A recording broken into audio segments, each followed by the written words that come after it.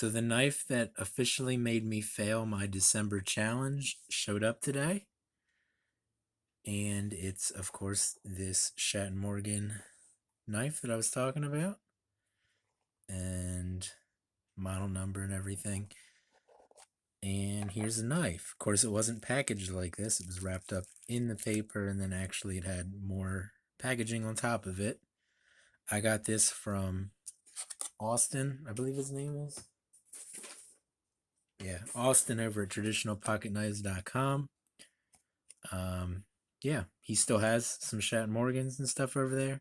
I believe this was the last one of these, and this is a rather small knife. Um, I'm not exactly the best at translating dimensions to how big a knife actually is, so I was expecting it to be a little bit bigger than this. Um, but it's kind of cool, and he called this on the website the horticulturist's knife, the horticulturist's knife, something like that. But it's this two-bladed jackknife with a long, slender spear point blade, and then it's got this pen blade over here with this really tiny nail neck. Let me see. Yeah, okay, I can get it. And it's got a pen blade here.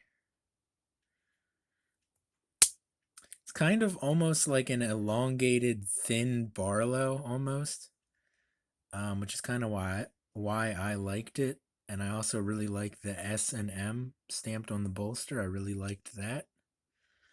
The bone covers here look pretty nice.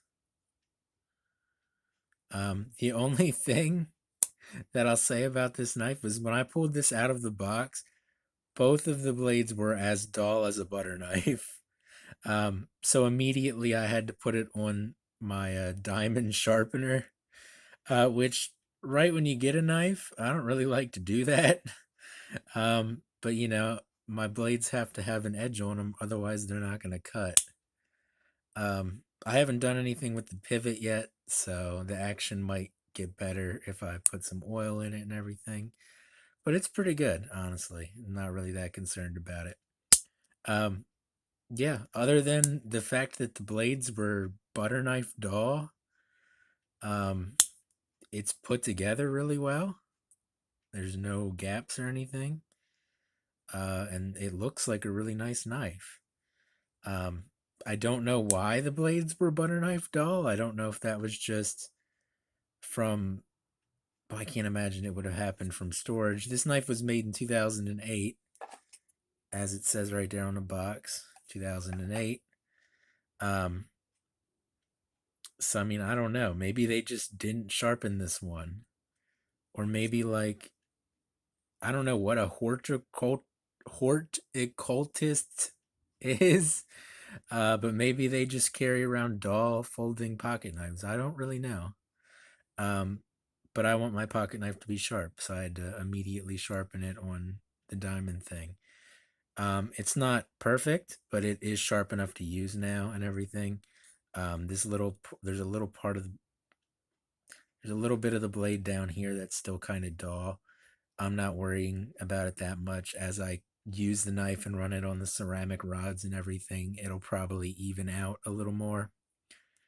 But for right now, it's sharp enough to use both of the blades, which is what I'm really, mainly concerned about. So this is my first Schatt Morgan knife. I can't say I'm super disappointed.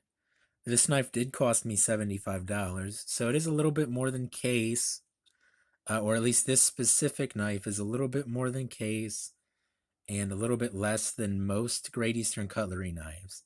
Now, most of the Schatt Morgans that he has over on traditionalpocketknives.com are quite a bit more than that. This was the cheapest one he had, which is one of the reasons why I wanted it, because I didn't have any previous experience with Queen or Schatt Morgan.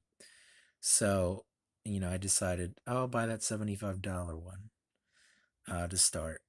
He has a cool Stockman over there that I think's kind of cool. There's like a cattle knife that kind of reminds me of a 35. It's got a spear point and a spay blade, I want to say, and then like a punch, and that's pretty cool. So I might end up ordering another Schatt Morgan at some point if he keeps them around. They've been selling pretty good this year so far for him. So I don't know how long they'll be around. But yeah, this is just the first Schatt Morgan that I've ever bought, and this was the knife that broke my December challenge that I gave myself. And I'd say, it was probably worth breaking the December challenge to get my first experience with a Schatt Morgan knife. So if it would have came sharp with an edge on it, it didn't even have to be really sharp. If it would have just had an edge on it that I could have touched up on the ceramic rods, this would be 10 out of 10 as far as knives go because it's put together really well. But I'm gonna have to give it, less than that because, like I said, I don't know why, but it came to me butter knife doll, and that's not Austin's fault over at Traditional Pocket Knives .com. I have to assume that's something that came that way from Queen or wherever he got them. He might not have originally got them from Queen. He might have got them from a collector or something. I don't know. But yeah, fact remains, knife came dull. I had to sharpen it. It's not a huge deal. I'm planning on, carrying this knife and everything anyway, so it's not a huge deal. I'm going to have to sharpen it at some point anyway. Um, but yeah, this is my first Schatt Morgan knife, and I'm pretty impressed with it. I might have to get another one of these at some point. I really like that bolster.